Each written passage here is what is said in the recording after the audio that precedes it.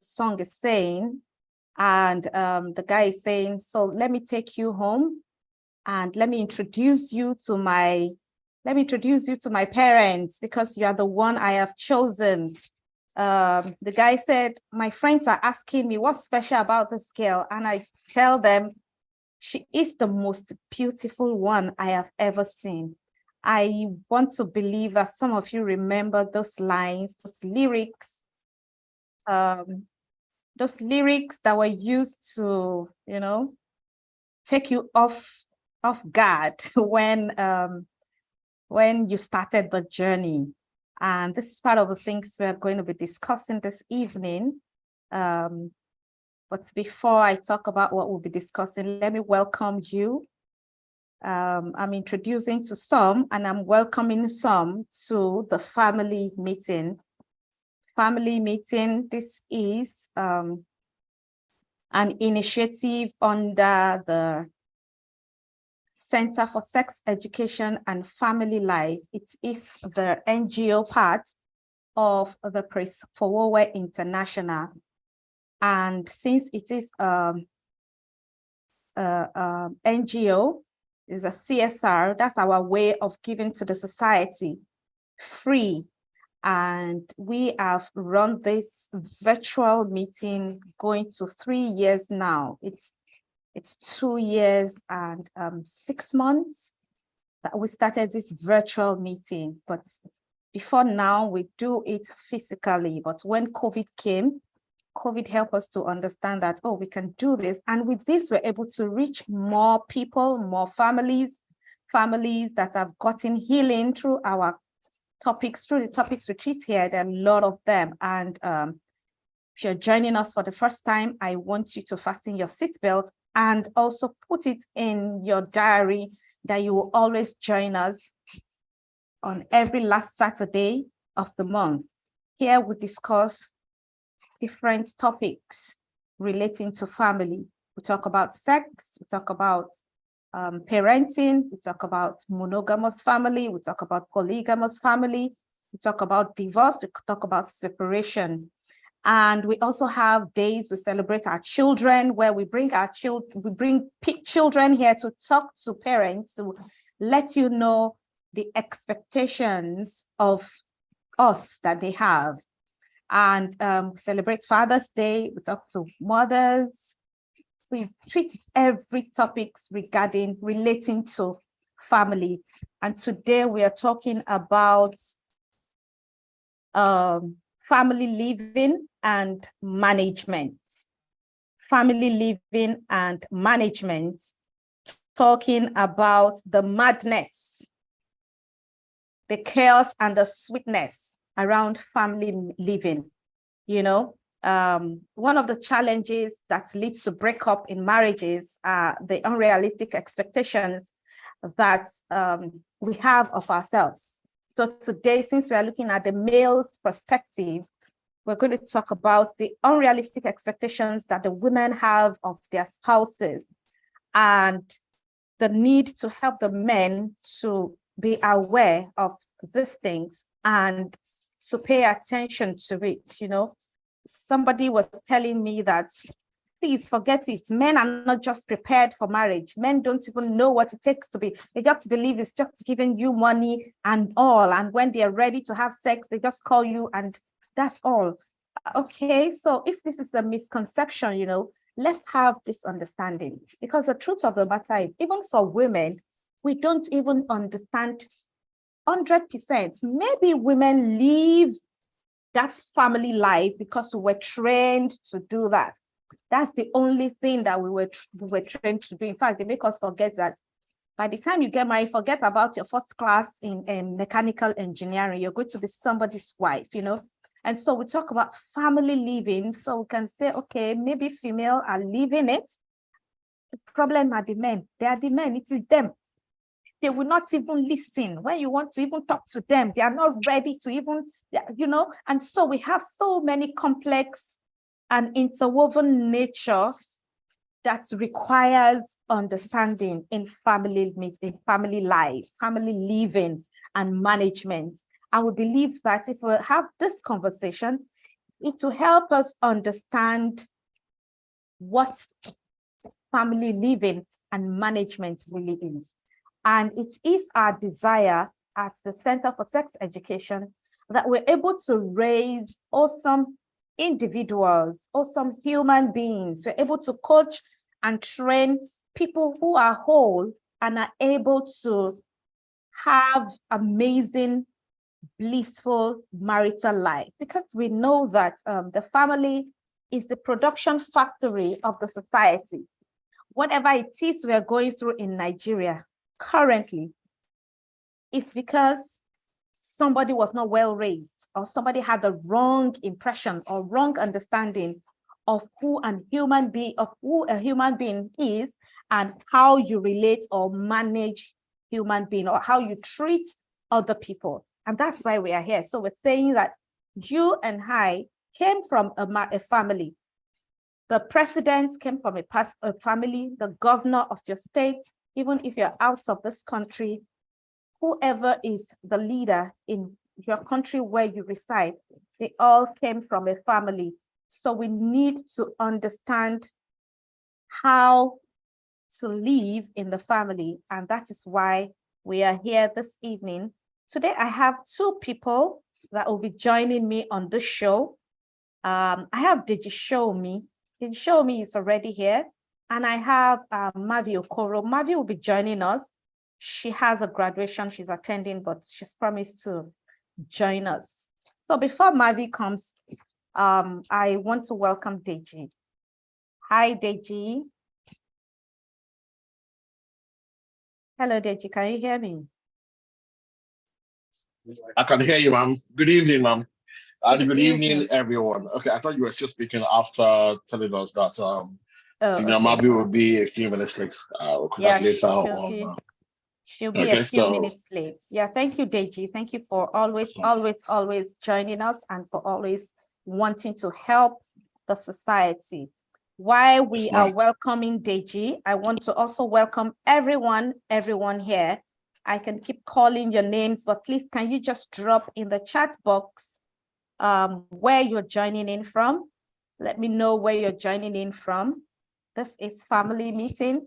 I'm welcoming you. So I am Ebun Fawale, and I am a professional guidance counselor and a family life coach and divorce recovery therapist. And I'm joining you from Lagos, Nigeria. So can you just drop in the chat box where you're joining in from? Yeah, so I will be introducing Deji Shomi. I don't want us to waste time. Deji Shomi is love and life experience architect, and his family arena is around premarital, pre-parenting, marital, parenting, family living and management, and corporate ambience consultant. Deji loves humanity and he loves love. So we're going to hear from the love man, the man that loves love, how he has been able to sustain love in his marriage, you know.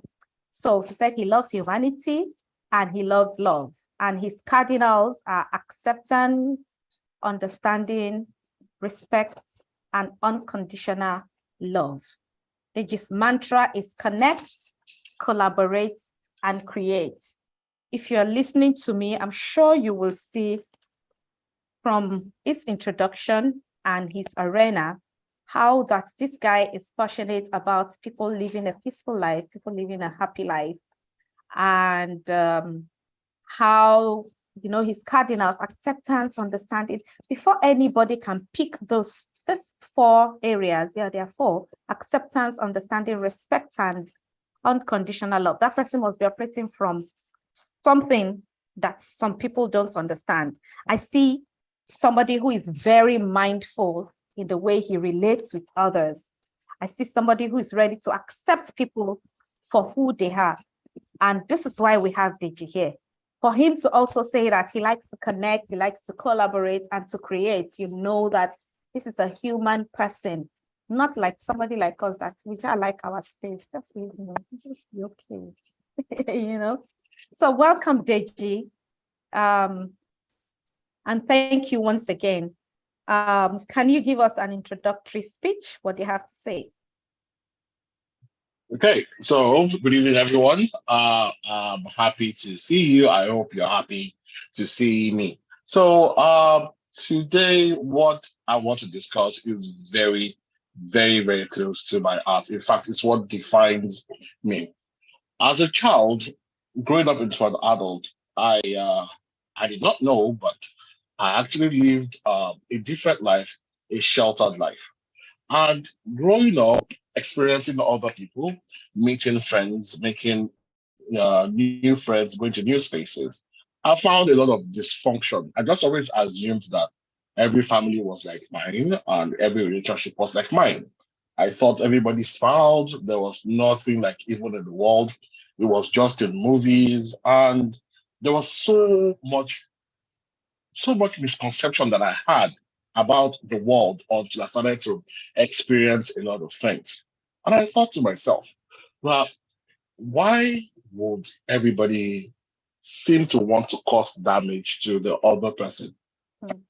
Why would that be a thing at all, despite all what life is supposed to be about and what we've been promised by God? So you look at it that um, what is our purpose here on earth in itself? And are we able to do it if we know it? Then I found out that most did not know.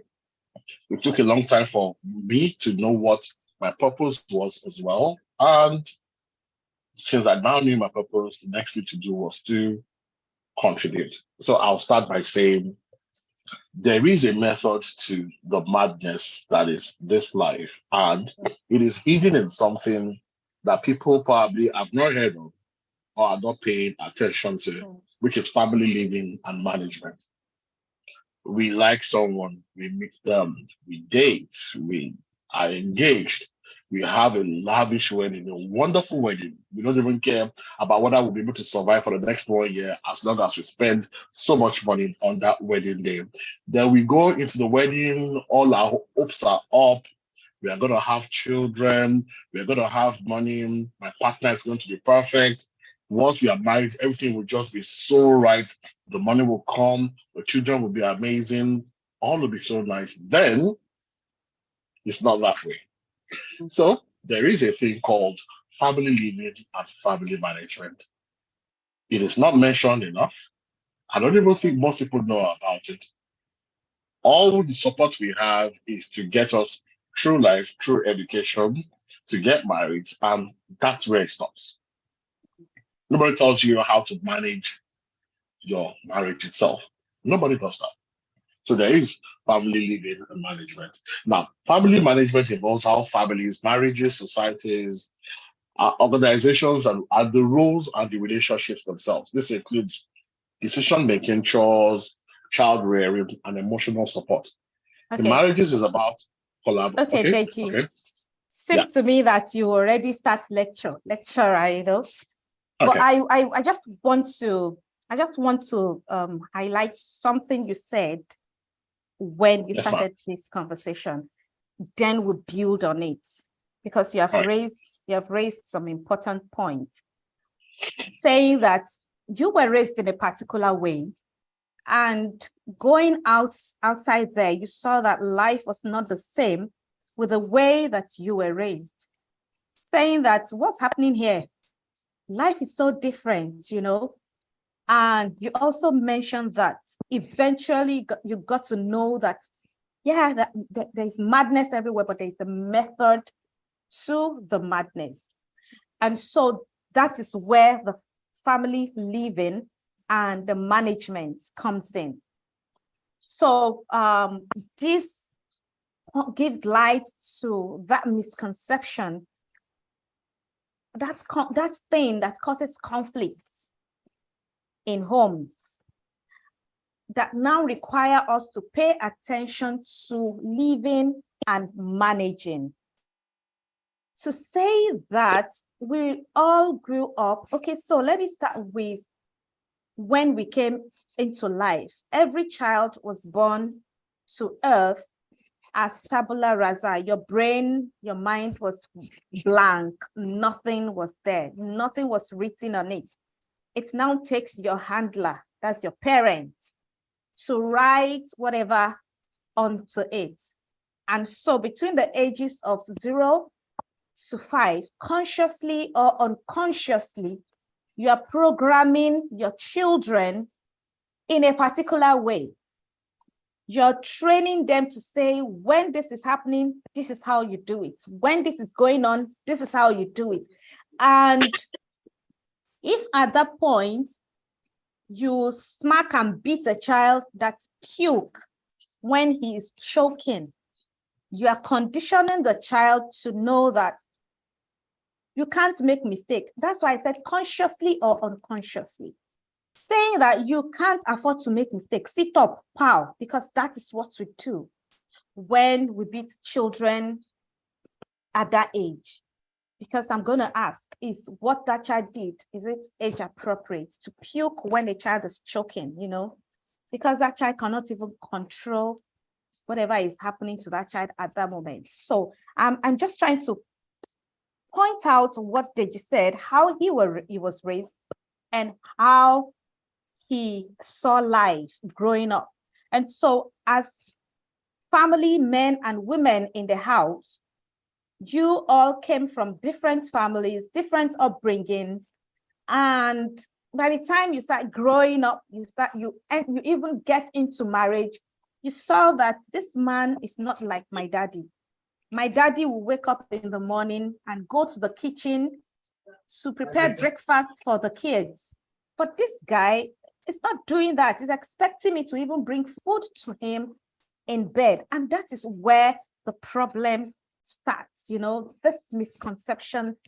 I said, when I started, I said unrealistic expectations. So Deji, I want you to now start afresh to talk about what family living and the management of it, what it means. Talking, okay. So picking it from what I just talked about. What you just talked, yes. Yeah, the common misconceptions or the stereotypes about the roles of the man, because we are looking at the male's perspective this evening. Yeah, thank you. Okay, that's what I'm going to do. But before we just get in there, I would like to give a little bit of education. So you have to bear with me, because I found out that most of the time, when you don't even know that you're wrong, how can you make it right? If you don't know that this is how it's supposed to go, how do you know how to have a protocol for anything? So I'll start with family living and management involves our families, marriages, our society, and organizes, how they organize interactions within the roles and the relationships that there are.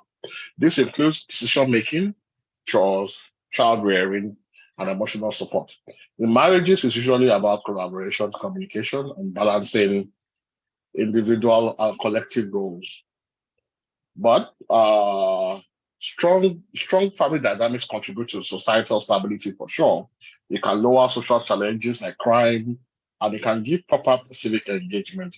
But on a larger scale, family management shapes an individual's cultural identity, its values, citizens' contributions, and ultimately it impacts our nation building, because that is what this is all about. But first you wonder, what is our purpose? Our purpose is to dominate this earth and to cultivate it, to optimize its resources, and to turn the whole earth into the Garden of Eden. I believe in the creation story, like most here, whether you're Muslim or Christian, we have, I believe, rooted in the creation story, and turning the whole earth into the Garden of Eden, the first model city, is really, really our purpose. Nation building. That's the model. Now, why family, system, and marriage? To develop the earth, we had to spread, all right? And the way to replicate values of identity through the family system, and the most effective family system is marriage system. Marriage ensures a structure to nation building and as a formal way of guiding the functions and values of any society. instead of uncontrolled and unintentional reproduction.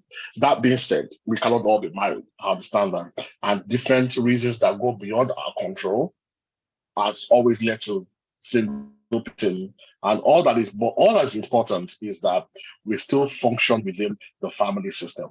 It's planning and support available for the parents and the child or children, as the case may be. So the family system is a household who not only live together, but they depend on each other for basic needs and emotional support and share a common history. So it doesn't exactly have to be people who are married, but they're in the same household and particular rules apply. So family systems can be nuclear, it can be extended, it can be matrifocal. That's the mom and the children, patrifocal, the father and the child. It can be blended, it can be so many things. But what's important is that the goal of the family system is to build individual relationships of each person in a way that it brings cooperation, respect, kindness, and love. Parents must model this behavior if they want their children to follow this line of thinking. It takes a great effort, but it pays off because at the end of the day, the society is healthy and it's vibrant. But we now have to look at what the marriage system is. Now, the marriage system is a perfect system. You will be hearing a lot of system this, system that from me because I am of the Family Systems Engineering Institute, and we believe and we know that systems always work over people. When you have a system, it allows for replication easily, creating a stability. But people, you can have different people with different ideals who don't follow a particular way, which might disrupt what you're trying to build. So having a system is important. That's why there's a family system, and that is why marriage is its main tool. The marriage system requires the male and female species of man coming together, reproducing, grooming, and then cultivating those offspring to optimize resources on Earth, to give solutions to Earth itself, and to progress humanity. So marriage as a system is faultless. The fault lies in you and me, for sure. And to be able to go through this, it is all about the roles. The roles are how we interpret can be interpreted as how each individual will relate with the outer world. Now, the roles that I was taught is how I have ideas about particular things. Same thing for the next person. And we have 7 billion people. And we used to say they did not go with about 10 million different ideas about how to go about their lives, their roles, and nation building. So we get into the definitions. What is a man? A man is a male person, full stop. There is nothing extra that you need to know about a man other than it's a male person.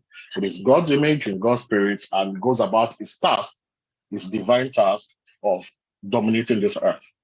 The same thing too goes for a woman. A woman is a female person, full stop. The difference between a woman and a man is the anatomy.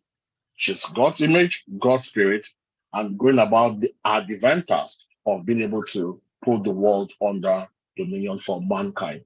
End of story. Then the next role, which is the husband. Not everybody becomes a husband, but because we've chosen the family system and marriage as a tool, we have to go through these definitions as well. So a husband is a male person who has found and is bonding eternally with his female partner. Please notice how I said female partner. This is not that part of the world. You have agendas and you push them. And the thing is, I am what I am, they are what they are. I accept them for what they are. They are not disturbing me. I'm not disturbing them. But I have to tell you what I believe in and what nature is. A male person, a husband is a male person who has found and is bonding eternally with his female partner, his woman, to fulfill man's divine task. God's divine, mankind's divine task, really, which is that person is somebody who lives, and by leading, I mean who serves with unselfish and unconditional love. This person is a supporter, a shaper, a nurturer of humanity, a guide to greatness, helping his wife make sure that they achieve their heaven on this earth and they end up like God, because that was always the purpose. That's why we're made in his image, to be God unto one another. This is the primary purpose of mankind.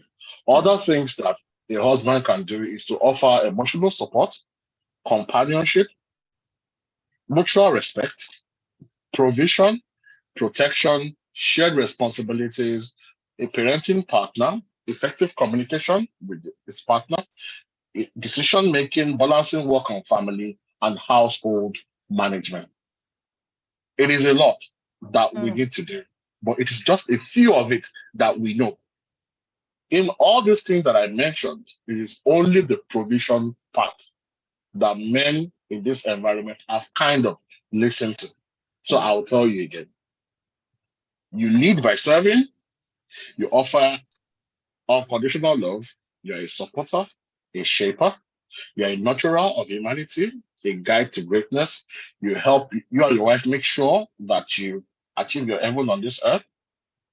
You offer emotional support, you offer companionship, respect, provision, yes, we protect, you share responsibilities, you're a parenting partner, you offer effective communication, decision making, you balance work and family, and you also do household management. You do all these things. That is your job. That is your role as a husband to your wife. Now, a wife is exactly these things, except that she has a different anatomy. I know, but it says here to submit. This is education. So please take my word for it for now, but I know what I'm saying. You will see how it ties up later. So for a wife, it's the same thing. She's also somebody who leads by serving, offering unconditional love, a supporter, a shaper, a nurturer, a guide to greatness, helping her husband make sure that they achieve their heaven, end up like God, which is her primary purpose. She offers emotional support, companionship, respect. She provides. Yes, she provides. This is not the 2000 BC. This is 2023. She provides. She shares responsibilities. She's a parenting partner. She offers effective communication, decision making. She balances work and family, and she does household management. The only difference, which I'm sad to say, is that women are already doing this and are very adept at it. Men seem to be backward here. That is the thing that I can drag out. Then the third role will be the roles as father and mother. As father or mother, which is your role to your children and to that family, you're supposed to also provide emotional support, financial support, guidance to the children. They play a role in shaping the children's beliefs, their values, their behaviors. They are also still provider, protector, role model, and they provide emotional support, positive discipline. Notice, please, positive discipline. They guide, they nurture, they give care, they are educators, they manage household activities, which includes meal planning, maintaining home environment, they are mediators, and they are peacemakers. Notice how I said they in the end, because I'm talking about the father and the mother. Both of them have the exact same roles. The same thing. The difference again, anatomy. They are supposed to share all these duties. So many times you've heard, yeah. Okay, Deji. Yes, ma'am. So now that you have highlighted the roles, you have described all these, and I love the fact that you mentioned that it is for. So you said something when you were talking. You said we are talking about now. This is how it is now, right? This is how it should be. But for parents or family that is operating now, we should pay attention to those things. I remember growing up, we know that our mothers don't work. They are at home cooking. But when you were talking, you said something about also contributing financially. So my question is, Deji, how can men strike a balance between their traditional roles and the evolving dynamics, right? Their traditional roles and the evolving dynamics of the modern family structures. Because if you want to base it on the traditional roles, the traditional understanding, the mother is supposed to be at, the wife is to be at home, be cooking, while the man will go out, and do all that. So how can men balance this role, this understanding? Because some men don't even think, so if they see that the woman is getting an upper hand financially, they want to bring the wife down, and they're angry, they're cranky, all that kind of a thing. So how can men balance this role? So let's, guys, I need you to get your questions ready and be dropping it in the chat box. Ladies in the house, let's ask them question. Let's ask them question. Oh, this is our opportunity. No problem. All right. Okay. To pick up from where you stopped, I just want to add something to what I was saying before I ended. Right. So let me just add it. Please note that these roles are to be played by both to ensure that both are valued. Some roles may differ in different households, but as long as there are proper discussions as to how they should be different, and those discussions are agreed to according to the strength of each partner, then it is fine. But the reason why it is for everyone to be valued is that the number one offense in this world that everybody owes is not being valued or considered. That is the number one offense in the world. That person just did not care. They just did that without thinking about whether I cared or it affected me or not. That is number one rule. So to make everybody feel fine, that is why we make sure that those roles are played by both of them. Now, jumping quickly to what you said. The society and culture and tradition. So it's where one of our major problems.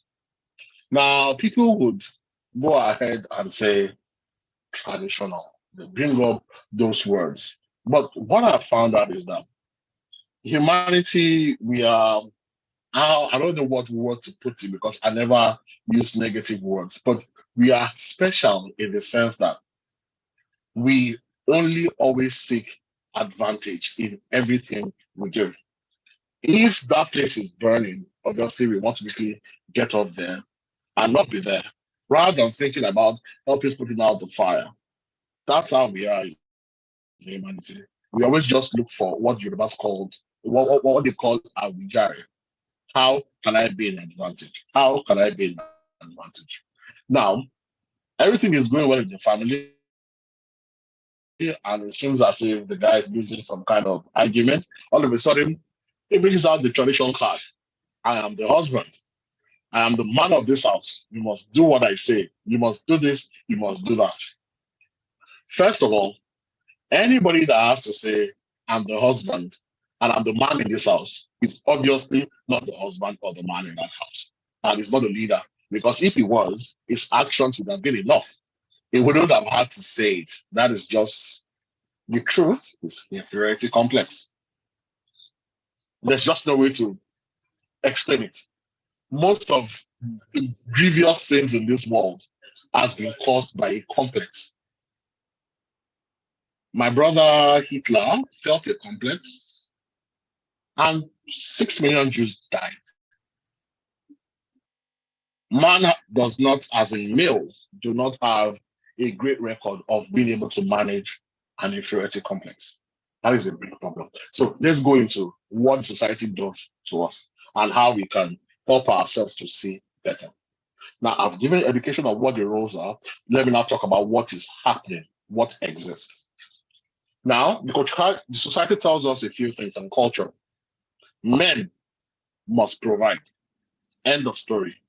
That has usually been the prerequisite for a guy to qualify for marriage.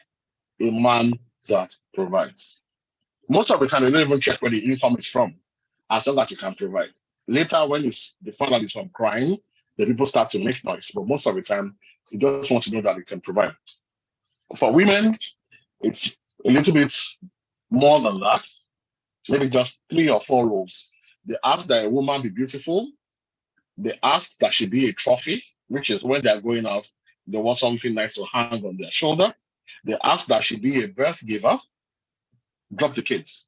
I need the kids. Nobody really goes about, I want to be in a family. They want a woman to decide who just has the kids. Then they want her to be a groomer, take care of the children. That is when a child is not doing so well, they say, what is your role in this family? You can't even be a mother. This child has done this wrong, has done that wrong. How about if you want your child to turn out well, have an impact in his life or her life? How about contribute? Instead of leaving it to her, then blaming her for it. The woman is just basically a glorified sex slave and a domestic slave in her home. And that is just what it is. They just grab the woman when they feel like, and that's it. So my point is that when the society has taught us from young that men only need to provide, I wonder why we are surprised when the man just wants to provide. Like he doesn't know better. He should. But society has helped him and given him a weapon that he can use against his own partner, which is, I just need to provide. And you take care of it. As if you can even provide enough. Most of us, the middle population today in the world, we are average. Most of us are not even average. We are struggling. So what you are providing is not even enough. Your woman is also providing. Stop making it look as if you are doing something that nobody has done before. But it's because the society gives us that provision thing. We get entitled. So many young guys, you see them talking that I called my girlfriend and imagine she went out before I got there. How dare she? She already has the entitlement that they've been singing praises of that, oh, when you're a man, you are the man, you are everything, you are this, you are that. Then they say that women are just meant to bear children, look beautiful, clean the house and groom the children. Yes. So that is what the man will expect from her. Nothing else. She might be the most intelligent woman in the world, but he's not looking all the value. Women get frustrated all the time. Now, why can't he see me this way? Why does he see me that way? It's because the society, both male and female, have prepared him to be that way.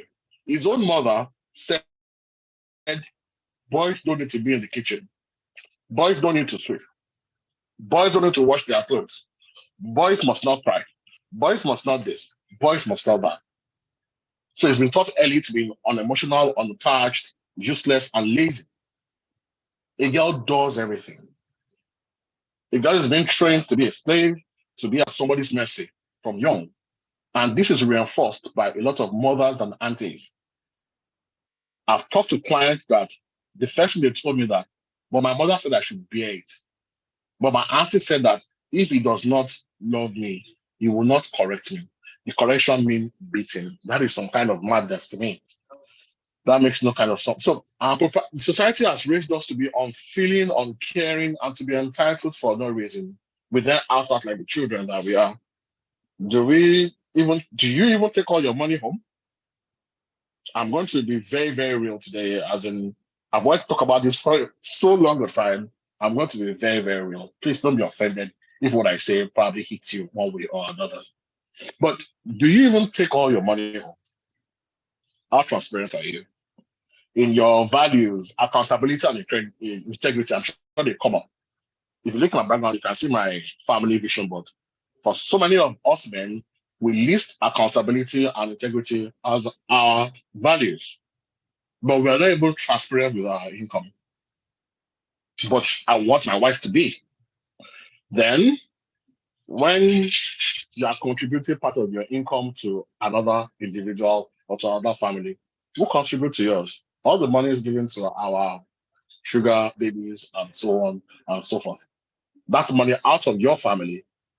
Who gives to your wife and your children? Okay, now, You will tell me that your mistress deserves part of your earnings, for they give you peace and they love you. But that's not real. That's pseudo love. First of all, you are paying her to love you, and she's doing that job well. She knows you want king treatment and knows that she will earn well for it. Still, you don't even give her love. You don't give your mistress love, except for material things and sex. And that's even if you are good in bed. Most men are terrible in bed. And that's the truth. Because you don't find out what women want. If you don't find out what somebody wants, how can you please them? It's simple.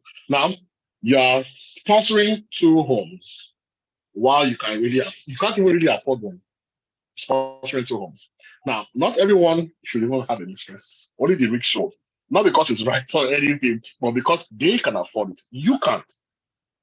So you say, oh, she gives you peace. Why would she give you peace? She's a young girl, unattached, probably independent. She doesn't have responsibilities. She doesn't work. Or maybe she goes to school, or she's even just jobless. So all she goes for is beauty and gym appointments. But the one you took off the market, the precious one, the virtuous one, the beautiful lady you took off the market, you don't give enough money, you don't give her time. You're making her age because she's doing so much. Let's take, if, for instance, the average couple will stay in Ikeja and work in Lekki. Now, that kind of a husband expects his wife to wake up by 4:30 a.m., okay? Clean the house, make breakfast for a man and their 2 children, probably different meals. You know how we can. We're not eating what children are eating. So probably 3 different meals. Bathe the children, prepare them for school, drop them at school, arrive late to our own place of work, while the husband strolls to the kitchen, takes his food flask, and leisurely drives to work. She then closes, endures Lagos traffic, just like the husband, rushes up to pick the children, do homework with them, get food ready for the husband, clean the house, do the laundry, and still give her husband a happy ending at 11:30 p.m. Hmm. Just to wake up 4:30 a.m. the next morning. That's a All very right, first slave Deji. in our own home. All right, Deji. So, You are touching. You oh, are I already told you that. shattering Let the me table. let me get there so that we can know we are men and we are discussing, and it's something So, that we think of but don't talk about, and we need to. If you all don't let me right. finish, I will wait and still finish after. But I'm going to continue from where I stopped You just now. stopped. So, Deji, You told me to stop. I know that you're going to continue from where you stopped, But you know, when we started this conversation, okay, so before I do that, I want to welcome Mavi Okoro. Hi, Mavi, thanks for joining. And congratulations on your graduation. Congratulations. Yeah, I think her internet, I saw her the coming picture earlier. is frozen. The picture is frozen. Okay, so I'll welcome her. We have Mavi Okoro in the house. She's also going to contribute and join the conversation. So Deji, when we started this conversation, Yep. I said something about parents conditioning their children consciously or unconsciously. So can we assume that this men you're describing, so I don't want men to feel attacked and you're attacking people. Oh, it's not all of them. Oh, I'm not. You just let me finish. So You can heard we one side of. assume, I've heard side. one side of the story, Abby. You don't heard the other side of the story, exactly. Okay, so can we assume that some men don't even know that they're supposed to? And that's how just we're telling like them. we said, yeah, we are conditioned, they are conditioned. You also cited that example, how that we train, even right now, some of us are training our children unconsciously because the boys don't enter the kitchen. The boy is crying, and you're saying that when you're not a girl, why are you crying? Shut up. Telling that boy to bottle up his emotions, And this is the kind of upbringing quite a number of us had, where the girl is trained to go to the kitchen and know that this is what you're going to do when you get married. Can we talk from that perspective? Because I also see on the, when you touch on the low self-esteem thing, yeah, there's a tendency that is low self-esteem because this guy really would like to do some of those things that will make his wife happy, but he doesn't even know how to do it. So he comes with that bold-faced thing and braggadocious, and inside him is hurting, you know. So somebody is asking question because you have now said, because all women will just be looking at their men as if it's low self-esteem that is worrying you. They already told us, you know. So I wanted to talk about that. Somebody said, how does a woman manage this to prevent conflicts, you know? So let's assume that. So you say you're going to complete what you're saying. So should I leave it to you to complete it? Leave Okay, it I'm to me to sorry. complete it and to continue from where you just stopped.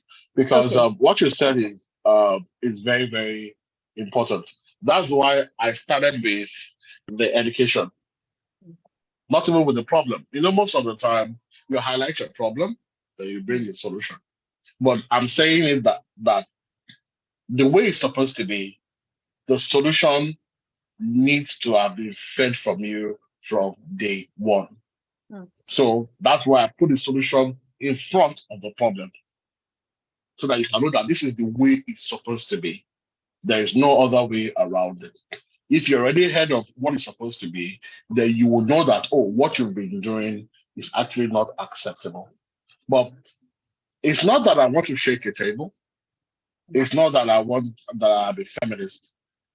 I'm a man. I don't know what women feel exactly. I just want to have an idea so that we can treat women better. So I can't even say I speak for women. I'm just speaking to what is fair and what is not. Oh, it does not mean that I don't have a mistress myself. I'm just saying that I'm able to be aware enough to know that this is the best thing to do by another person. If you want to live a comfortable life and be comfortable in your skin, then you have to give rest and comfort to other people as well, because we all desire the same thing, which is to be comfortable in our skin. Now, like I was saying, that woman is a slave in her own home. And all these things makes her age, it makes her get tired. Because there are two of them with us, then it's easy to compare. My girlfriend is this, my girlfriend is that, but my wife is always complaining. But why would she complain? She's always tired. She has too much to do. So she's meant to complain. To look as if that standards of sex. No, there are no standards of sex. It's just that there needs to be a right place of mind to even think of sex at all. And the body too needs to be where the mind is. That's what that is. So we go to meetings at Ikeja for the weekend, or to London and Paris with someone else, but not our better half, so don't plan with them. It's a problem in the sense that we are not giving them our best, and they are trying to give us our best. If your partner is energized by you, they will always please you. So we have to have something to give besides money. So if we don't know it today, we are going to discuss it definitely today. You know, that brings to mind the complaints and the things that we've been solving recently. I was in a church of recent whereby about 16 old, like senior citizens, 56 and above, have been complaining about how their children have been treating them, just relating with their mothers and not with them. But do you know that this thing links directly to what we're talking about today? I mean, a child you never bonded with, cared for, spent time with, leaves your home to create their own life. Yes, they kept on conversing with their mother, kept their bond with their mother, and she was always there. In reality, how do you expect them to bond with you out of the blue? This is not about being ungrateful. Yes, you paid for a good education for them and you put clothes on their back and food. It's great. It's what we should do as a father or as a parent. But there's just more to life outside provision of money. You have to be present. Like we said earlier, marriage is the system that works. It's got no problem. But then if you're not within the marriage system, it should not disturb you from providing a great home for your household or for your child or for yourself. Now, the human beings are the virus of the marriage. because of our upbringing, our environment, our significant emotional experiences, and our level of enlightenment. Because you can't stay still as a human being. You need to keep on learning everything that you are in. You should be reading books like how to be a better partner, how to be a better wife, how to be a better husband, how to be a better child, how to be a better teacher, how to be a better mentor. Because if you are not whole, how can you mold a nation, which is your child, that you give up? If you're not at 100, you can't give anything to anyone. But before we go into how to sort what you're supposed to do out, I'd like to speak to one thing. People are afraid of marriage today because of what they are hearing, because of all the fights, all the breakups, and all the drama that people are getting from marriage. Marriage is still perfect. It's just those people. Now, people have made marriage a cage because they want whoever they are with to fit in a particular frame that they provided for that person. I'll give an analogy. Let's take, for instance, the butterfly. The butterfly flutters about. The butterfly is beautiful. It's got 65 million colors, different shades and hues. You admire it. And you get a glass case. You put the butterfly in there because it's so lovely. Then you puncture the top of that jar for it to breathe. The butterfly is beautiful to behold. But do you know what you did? You did not relate with that butterfly. You possessed the butterfly. You imprisoned the butterfly. Even though it can breathe in that jar and you're giving it food, the butterfly is going to die in a few days because that is not the nature of the butterfly. The nature of the butterfly is to roam for free, to roam freely. That is the nature of the butterfly. So when we meet someone today, we love them because they are able to talk lively, they love to dance, they wear very good shapely clothing, they attend a particular club. That's why we met them. They are involved in this, they are involved in that. They are good family people. Then, after marrying them, we want them to stop all those things and just trap them within us. That is why that person dies. And that is the beginning of the problems in marriage in itself. All these expectations cannot be met. If you want to enjoy your spouse, if you want to enjoy your partner, you have to let them be free. There will be boundaries, of course, but you have to leave them to be what they are. Not that a woman goes to see another woman and says, I just came back from a trip to Osun State for the weekend. I went to have a party for 3 days. And the other wife asked, really? Have you broken up with your husband? My husband cannot allow that. You have to. You understand? You don't have to lose yourself in your marriage. Something doesn't have to die in your partner for you to leave. We can all win. We can all discuss it. And the best way you can enjoy anybody is to allow them to be themselves.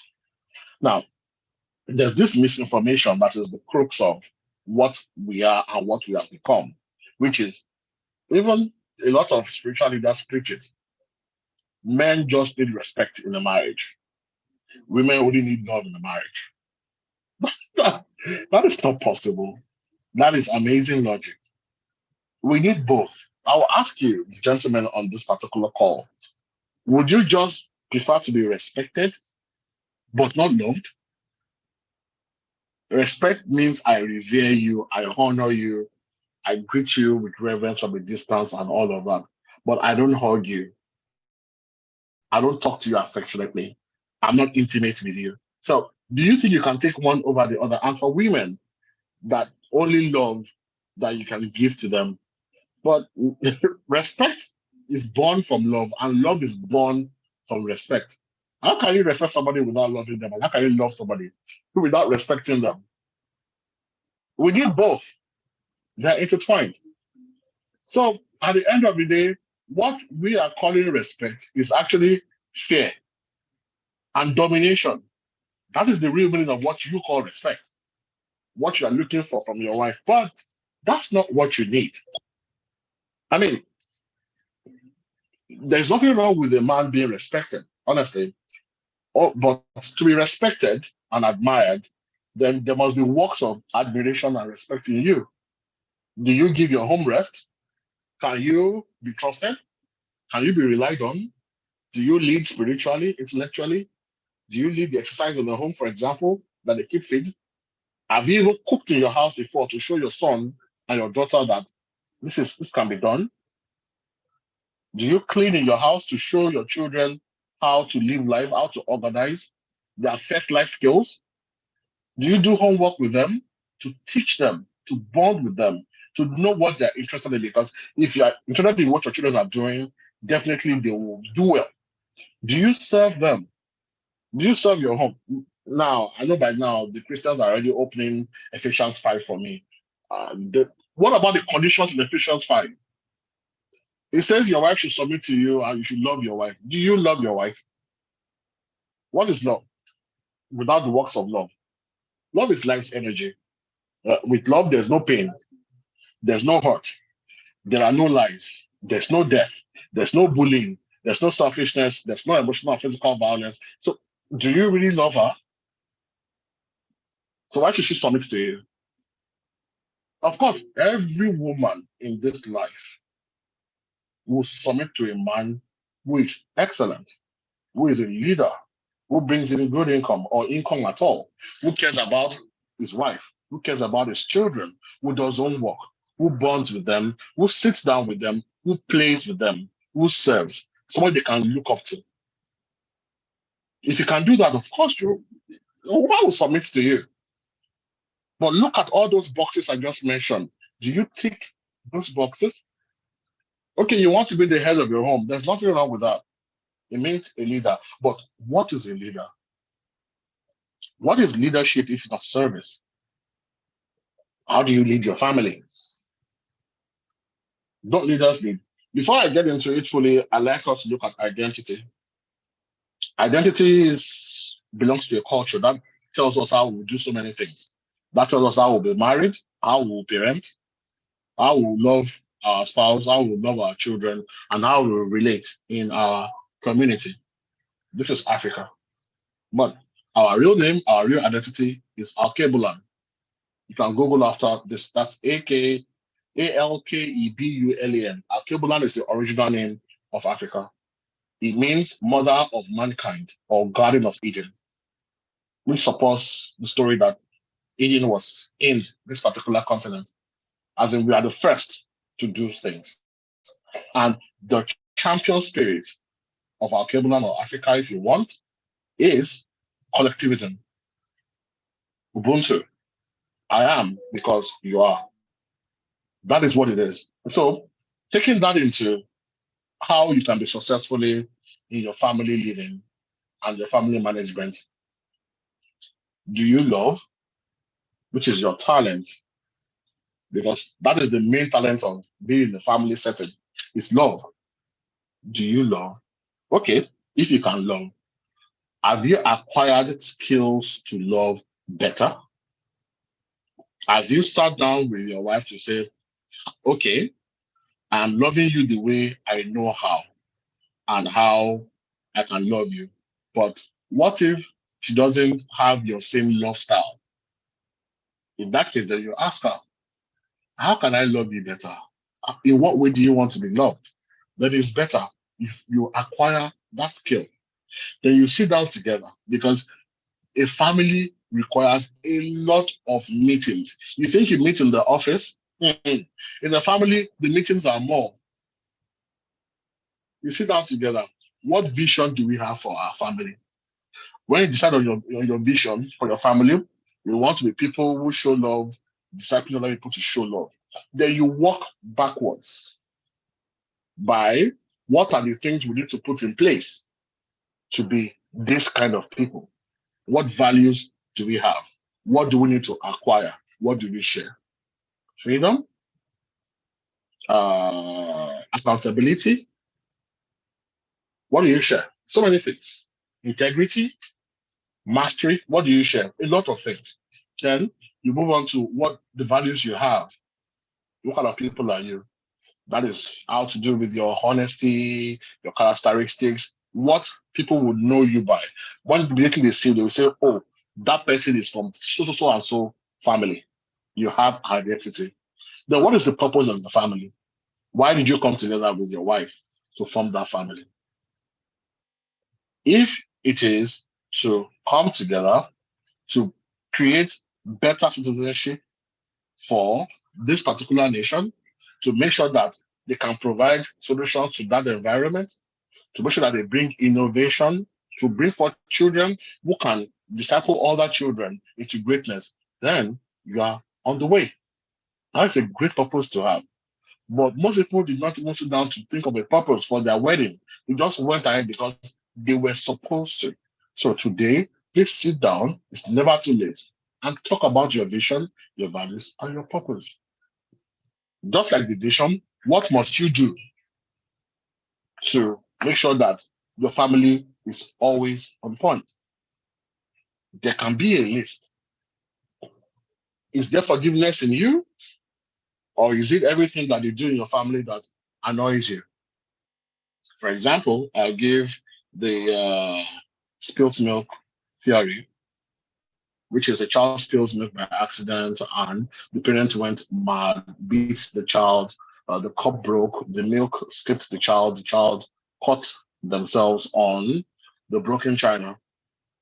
And another parent decided that they will first remove the child, pamper that child, calm the child down from that fright, clean up the milk on the floor, and pack the broken china, then go back and hug and placate that child.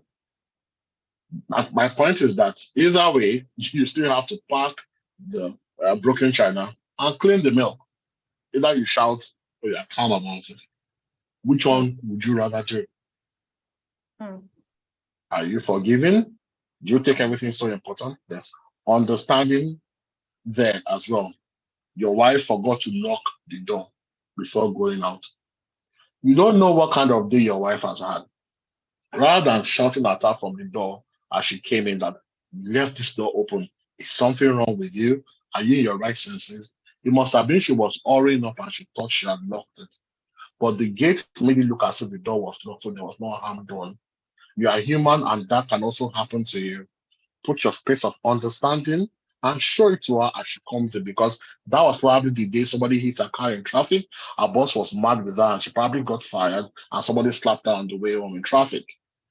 She will rain that particular hell on you if you don't show your understanding. But if you show that understanding, she comes down immediately and tells you about her day. Continuous development, you have to continue to develop yourself. There are so many things we don't know. And there are so many things that we don't know that we don't know. But being aware, you can look for things. You'll be surprised at what you come up with if you just Google or go on YouTube. And for those who don't know, everybody that is on this show as a guest and the host, we all belong to the network of family systems engineering practitioners. Or even just another therapist. Find knowledge with those who know it, and you will get it. Then there has to be strategy. How do you plan? Okay, so when you were single, how did you plan? Sorry, before we go into the strategies, I love the landing of this segment where you talk about there are things we don't know. We can't know it all. So it is okay not to know it. It is okay not to know it all. And I appreciate that you brought in that caveat, because while you were talking, I was just thinking, the truth is some men really want to learn, some men really want to, but already there is an ego, there's something that's playing in their mind, and for them to just come and say, okay, sit down, let's talk. In fact, that first meeting, it will, a lot of things will happen at that first meeting, and so I like the fact that, so with that, it's giving the man the opportunity to just come in, taking advantage of that. It's not everything we know. I just learned, and So I didn't know all this were going on. I just assumed you were okay. I have been in counseling room with people where the husband just assumed everything was okay, administering the marital assessment to them. And the man was scoring the family 90%, and the lady scored the family 45%. And I was like, okay, who is lying here? What's happening? What's going on here? Because the man just assumed everything was okay, because the woman was covering it up and just taking it in. So they just talked about how that awareness is very important. And as soon as you are aware that something is wrong in your marriage, then that is the time you should take it up to talk about it. Thank you very much, Deji. So before we go into the strategy, I think Mavi is here now. Her network is stable now. So hello, Mavi. Thank you, and thanks for joining us.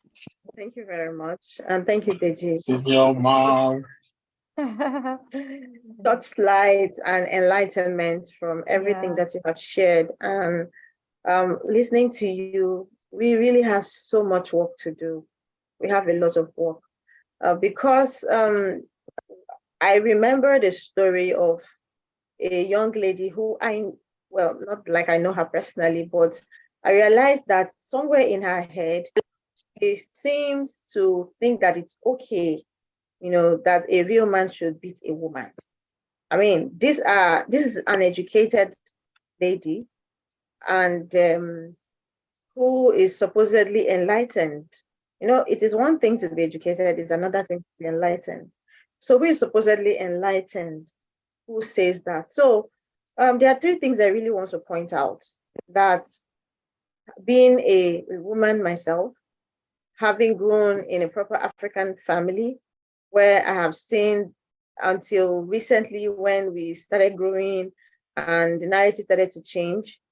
I come from a very traditional background. When I say traditional, I mean those kind of backgrounds where the woman is supposed to be in the kitchen, the man is supposed to not be in the kitchen. Where you come back, I remember one of those days, my brother came back from school. I was tired, I had been very busy, and I was trying to get some rest. My mom orders me to go and put food for my brother. I'm like, the food is in the kitchen, you should go and help himself. She screamed like I mentioned a curse word. A man shouldn't be found in the kitchen. And that is how some of us grew up. And so we needed to restructure our lives. So there are three things. The first one is your paradigm.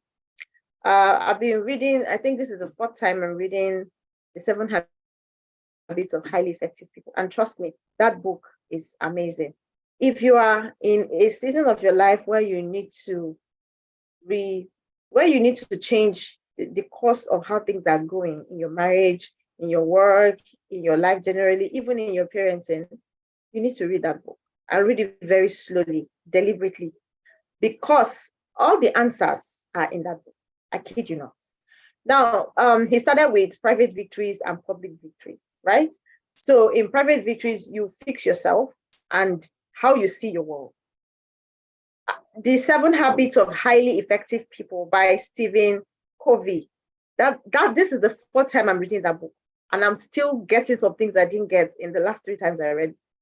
So that book is amazing. If you want to change how your marriage is working, if you have to change your parenting, if you want to change your work and how you are perceived in your place of work, read that book and read it with intention. Now, I want to pick the paradigm. Your paradigm is the way you see it when you decide to change it. In that book, he said that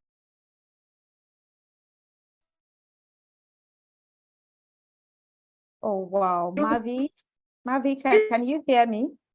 World as you Mavi? are. Stuck here. Mavi, sorry. Yeah, I can hear you now, but you went up for a few minutes. So do you want to enable your camera so that can you hear me?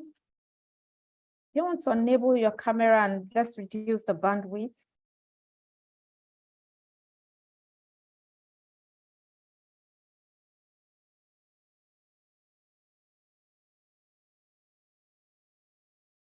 Oh, I think we lost her totally. The book is 7 Habits of Highly Effective People by Steve Covey. Oh, we lost her. She dropped off. So the book is The 7 Habits of Highly Effective People. She started talking about the paradigm, and that's our way of thinking. She will come back to give us that lecture. Don't let me take it up. Are you back? Mavi, are you back? I really want us to hear from her. Okay, I think she's back. She's trying to connect. Adwin, can you see her? Mavi, I want you to join without your camera on, and let's see how that works.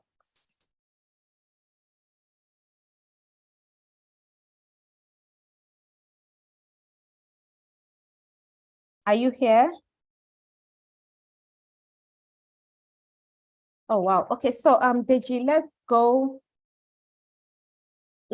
on with the strategy you want to explain. Then we'll come back to hear from Mavi. Thank you. Okay, so we have discussed and I was really looking forward to Mavi because she would give a balance to what I'm saying, and we can see it and together discuss it from some perspective. Right? Anyway, with the part 2 as well. So okay, let's go on with this one now. The most important tool in family living and management is parenting. Parenting is basically mentoring, but most people don't know that that's what parenting is.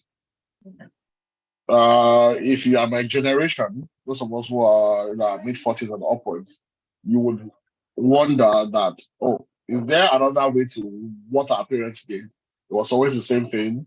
You dare not talk, they were gods. But parenting is the main tool of marriage, nation building, the systems, and all that. Because you are mentoring, you are showing a younger generation how to do it, because they would now take that as well and give to another person. So how about we start another parenting culture? How about what we knew then was maybe okay for that time? I'm not condemning it. Was okay for that time, but I'm asking you that you open up your minds to see whether there are other ways about it. One thing that I take about knowledge, because I'm somebody who really seeks knowledge, is that take that new knowledge, examine it, take what you feel appeals to you from there, add it to what you already know.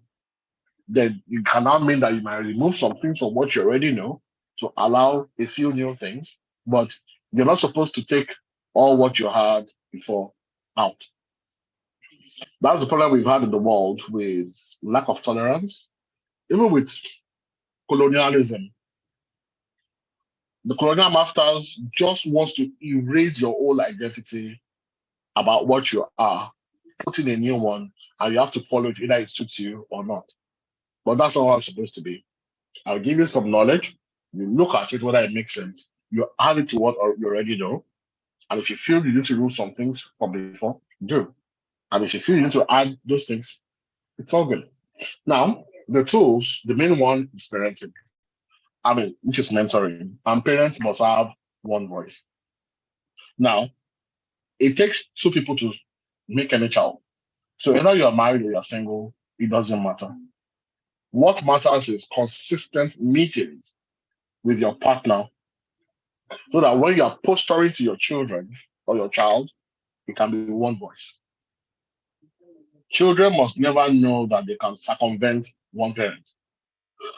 That's how a home starts to divide. That's how you put one parent against the other. That's how there is a crash. It has to be one voice.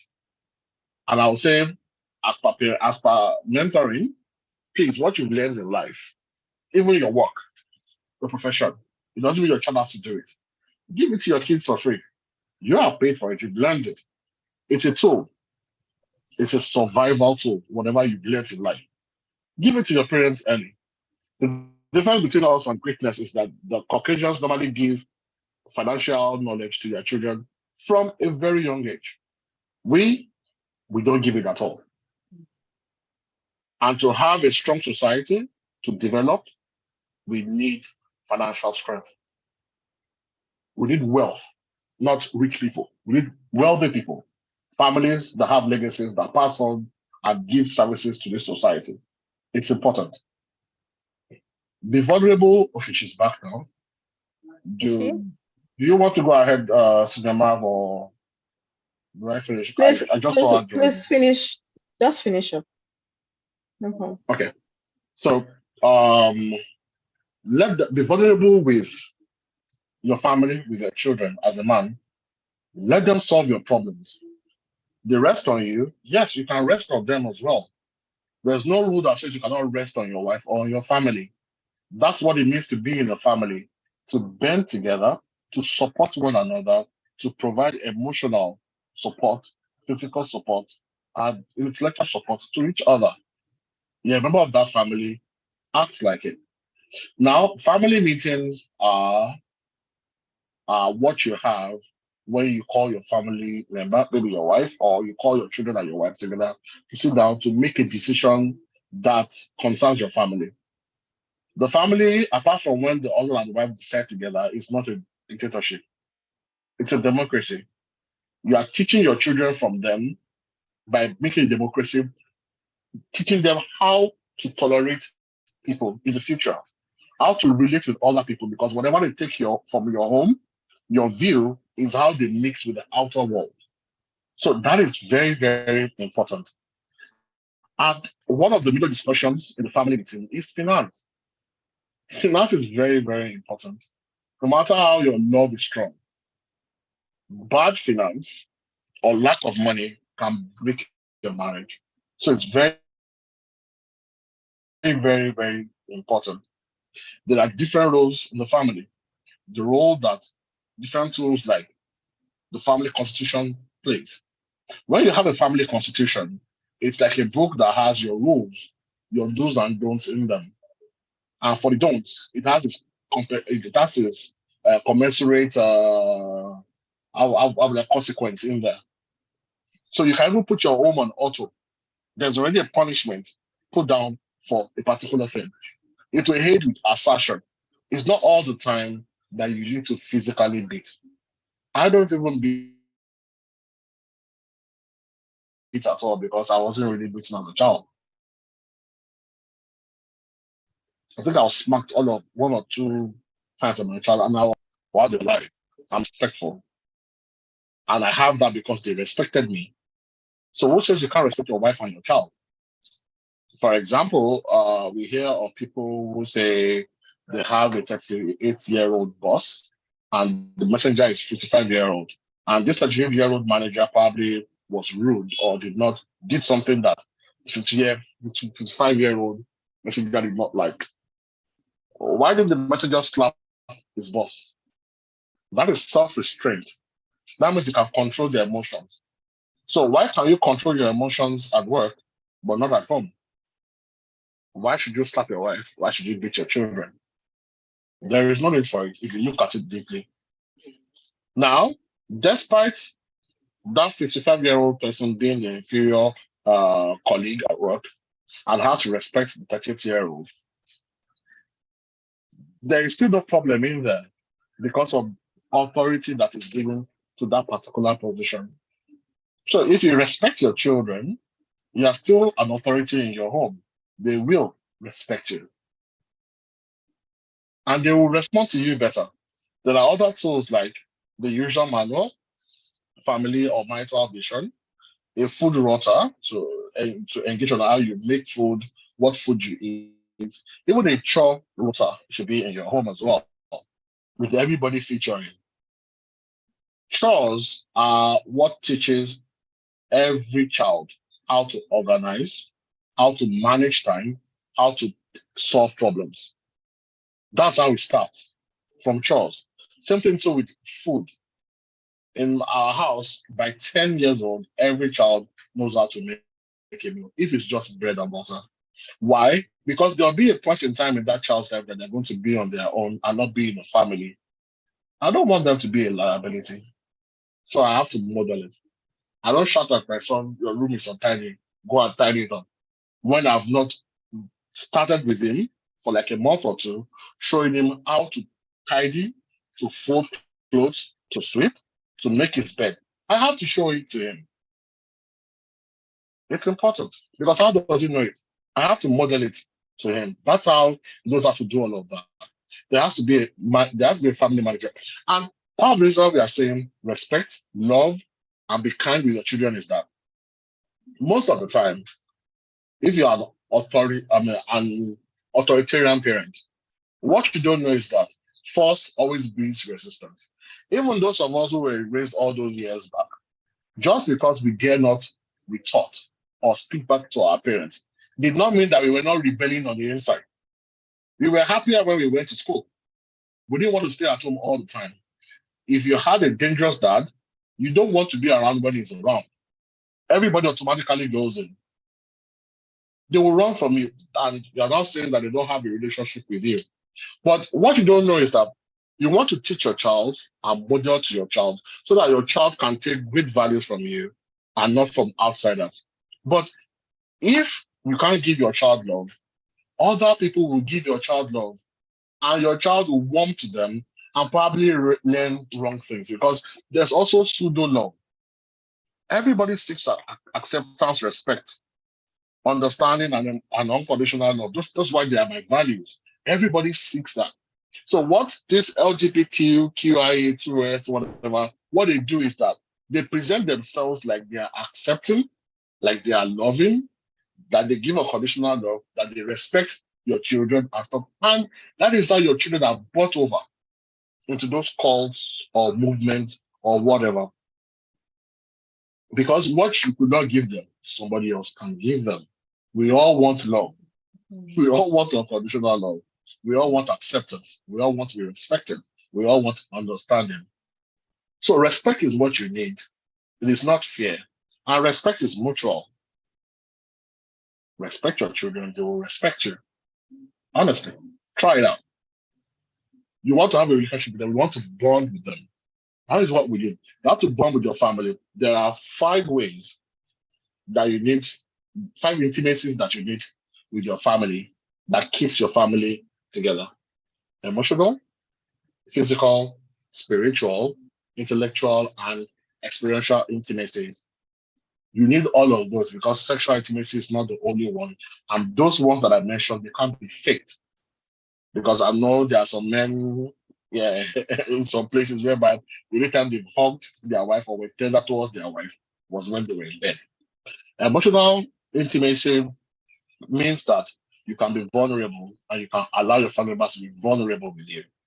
You can speak to each other. It breeds trust. It bonds the family. You can physically be intimate, which is you can shake them, you can hug them, you can tease them, you can laugh with them. It bonds together. It is not sexual intimacy, it's just physical intimacy. You can't do without it. There is the spiritual intimacy, which is you can have different spiritual beliefs or different interpretations of whatever religion you practice. But there's no need to fight. You can all be right. It's just your opinion. You can both listen to it, to each other, without having to fight about it. There has to be intellectual intimacy in your home, which whereby over different topics and different systems and issues in the world, you can have disparate views. And it doesn't cause a problem. And the last one, and one of the most important of it, is experiential intimacy, which is experiencing things together, activities, going out together. Date your children, take them out. Every time I take our children out, or I take my son or my daughter out, I hear the things I have not heard them say before, because we were in a different setting and they were loose and comfortable. And that's how I know about their lives, what is going on in there. I still don't interfere because there are some things that they need to experience for themselves. But at least I get to hear what they are thinking, secretly, and I know what is in their hearts, and I'm able to guide them as a result. Date them, go out with them, share activities, draw together, do homework together, sing together, exercise together, take strolls together. So many things you can do with them. Because if you don't create those experiences and great memories, how do you even remember them? A family system is a support system. So you have to support your spouse.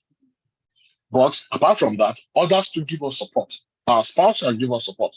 Our school is a support system. Our extended family members are a support system. We can also outsource.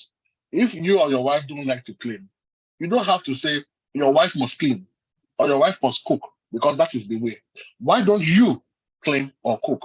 If you don't want to do it, if you want to give yourself rest and you can afford it, outsource it. Let somebody else do it. Pay somebody else to do it. It's the same thing too for single parenting. Just because the two parents don't stay in the same house does not mean that they must not support each other. They have to. That child must grow up healthy. That child must grow up mentally balanced. It does not matter that the parents are separated. You have to plan to work together, because that child at that point in time is more important than you who are already grown, because that is our future. So those roles have to play out. They have to be in place, because it's the same thing that we all want. So as a husband, the last thing you need to do, or a father or a man, is to manage your time. That's what you need to do. People think they need all these things that this guy is mentioning. I work now. Where would I have the time to do all these things? It's not a lot. You have 24 hours in a day, and I'm hoping that you sleep for 8 hours, because it improves your productivity.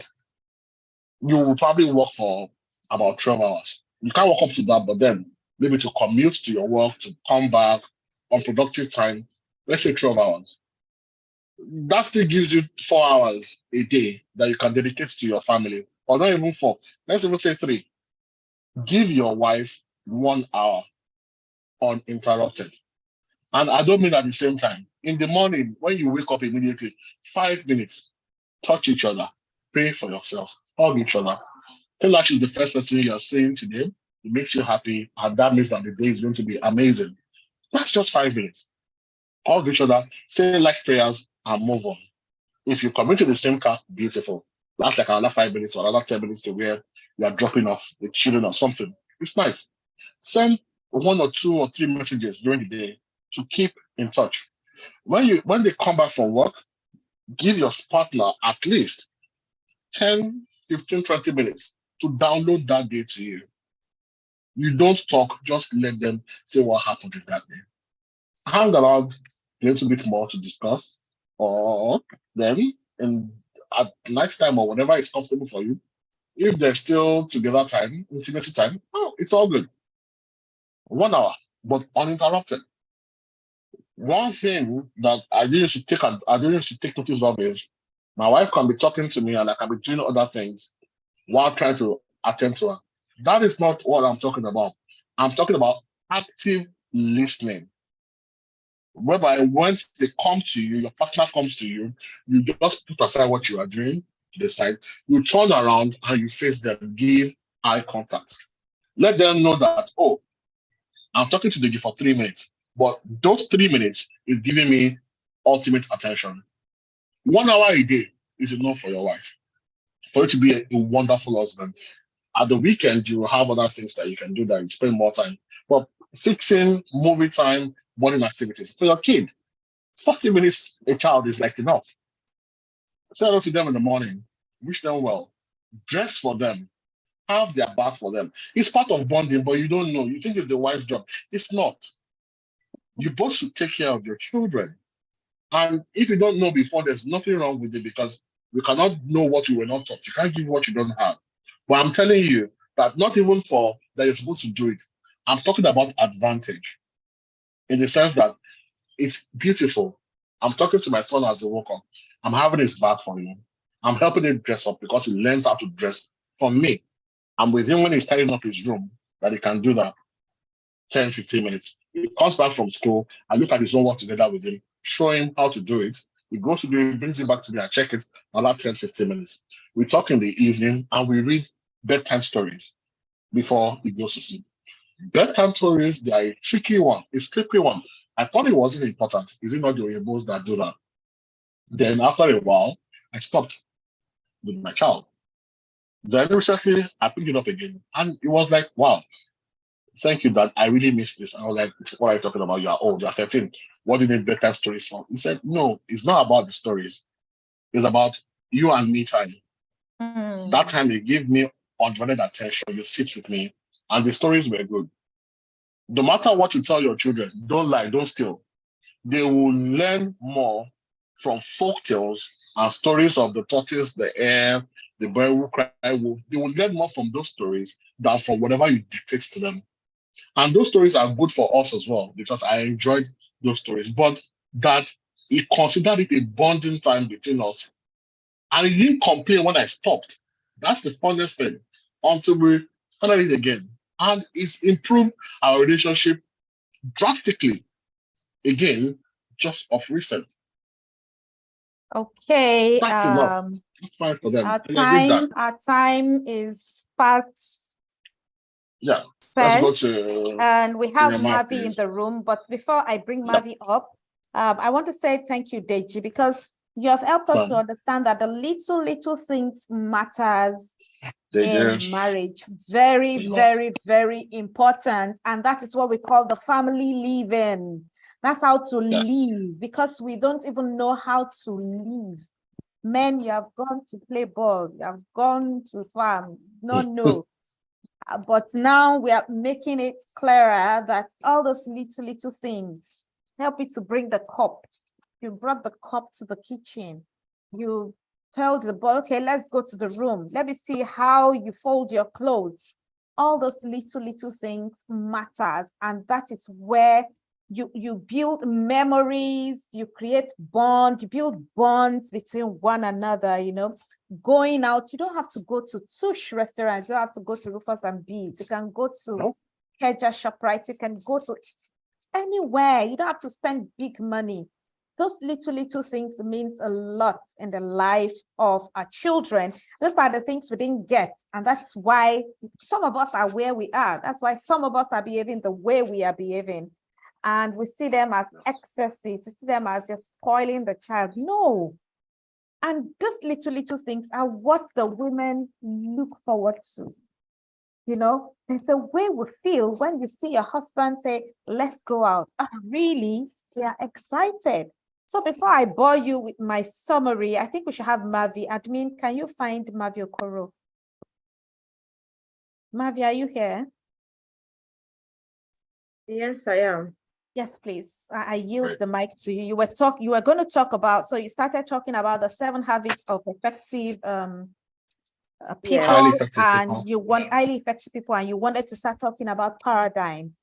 Yes, I said there are 3 things. Thank you so much, Deji.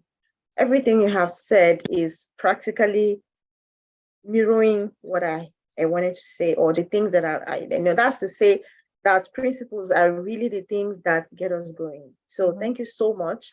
And I think what I'm going to share is really going to reiterate the things you've said, but in a way that, because we're talking to men who are logical. And whether you're a man or a woman, I've seen that these things are the things that can shape your life, your own personal life, that can shape your parenting, that can shape your marriage.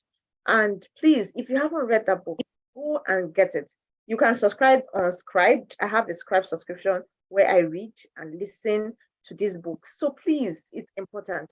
Now, I said that the first thing that you need to understand is your paradigm. Your paradigm is the way you see the world, or the way you are conditioned to see it. And as an FSC professional, you know that if you are conditioned a certain way, you can recondition yourself. People who are proactive, if you are a proactive person, you are guided by your proactivity, helps you to make decisions that will bring you at your best. Now, why I talked about paradigm number 1 is that with everything that you go through in life, with everything that you face in life, the first thing you need to ask yourself is, who am I on the inside? Do you understand me? How do I see the world? So when Deji is saying you should make time 1 hour for your wife, how do you really see your marital life? What do you see your marriage as? Do you see, and that's going to lead me to number 2. I'm going to talk about paradigm, I'm going to talk about culture, I'm going to talk about values. And these 3 things are things that are within your circle of control, that are within your sphere of a place where you can control. You can control your culture because culture is the way of life, right? You can control it because you can decide what way of life that is going to guide your family. Your family is now a nation on its own, because as Deji explained at the very beginning of this class, a family is, a man from another nation, a woman from another nation coming together to form a new nation, right? Now that you have formed a new nation, you can design a constitution that suits you. Don't say that is how it has been. Has it worked for you? Has it worked for your marriage? Is it really, really, if you look at your children, do you want them to mirror in the world they are going into those kind of set of conditions that you are subjecting, right? Now that you have formed a nation. What happened? Please go ahead. Okay. What you're subjecting, your own, you are destroying, you are putting your own marriage through. So when you look at paradigm, how do you see the world? Are you able to change the lens through which you are looking at the world? There's an example I always give. 3 people are standing at various floors on a 100-story building. One person is standing on the 10th floor. Another person is standing on the 59th floor. And the third person is standing on the 99th floor. They are all looking, but what they see will never be the same because of where they are looking from. Where are you looking from? What makes up your paradigm? What are the things that form your perception about marriage? Who told you that your being the head of the home is equal to terrorizing everybody in that home? And I don't want to go about saying the same thing that he has said, because he has given it to us basketballs, and I just want to, just calm down a bit, okay? Just calm down a bit. I just want you to calm down and ask yourself, what paradigm, how am I looking at the world? Number 1. Number 2, what is my culture, right? What is my culture? Yes, you're Nigerian, but you're also a Shawumian or an Okoran. Where are you from? What is your culture?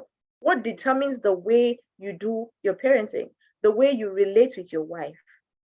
You can say that nonsense stops with me.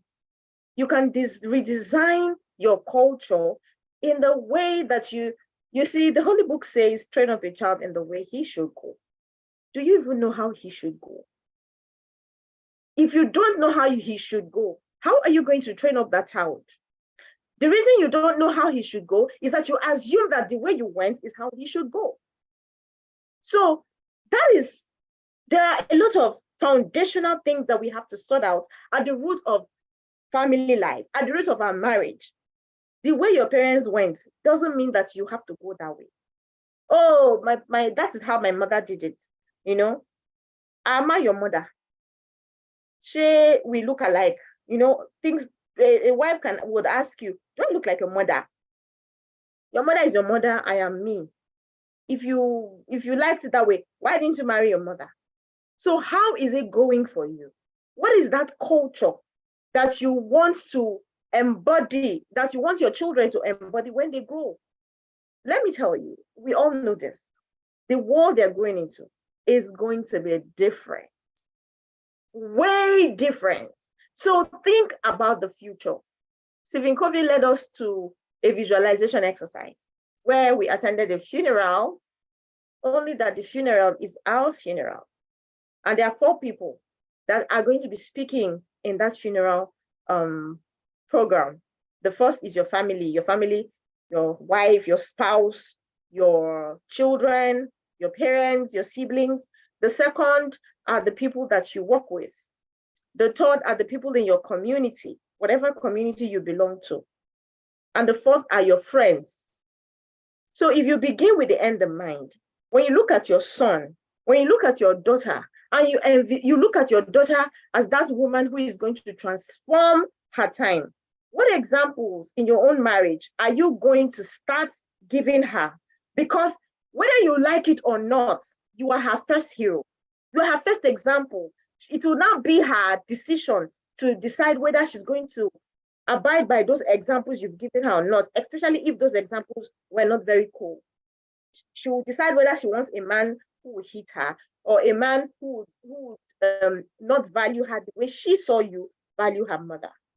So you're trying to enjoy or trying to fix your marriage. It's not just for you alone.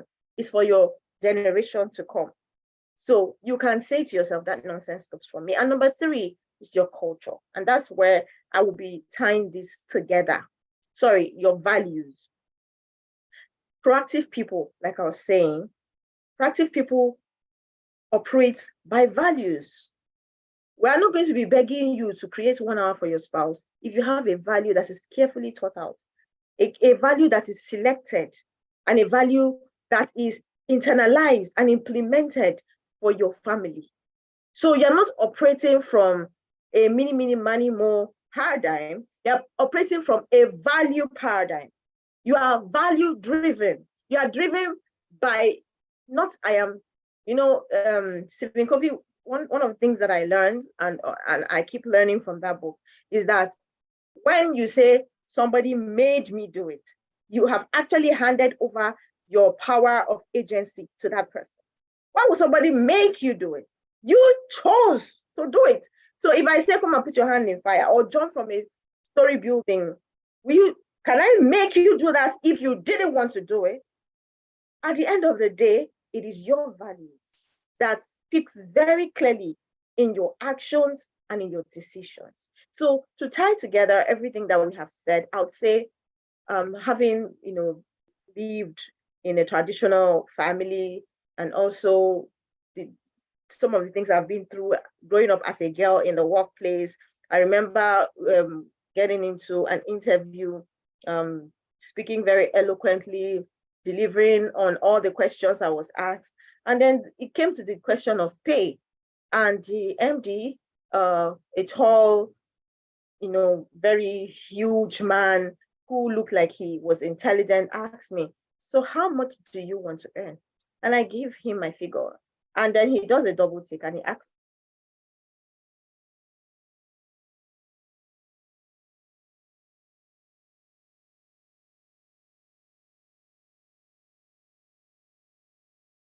oh no, please don't tell me we lost her again. I would really love to hear that story, From where on the interview table? Okay.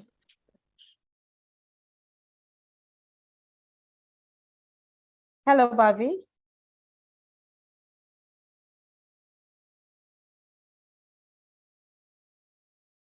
Okay, I can see you now. Okay, can you hear me? So you are describing, you are talking about the interview. Yes.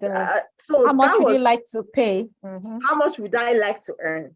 And I mentioned the figure, and he says, if you're going to earn this much, what would you want your husband to earn?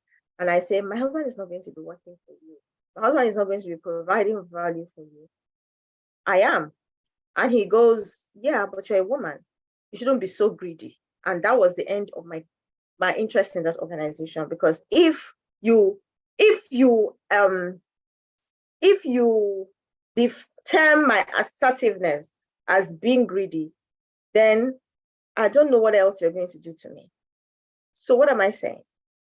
That man is going to go back home and tame his daughter and tell his daughter, you're not supposed to be this opinionated. Women are meant to be seen and not heard. Have you heard that before?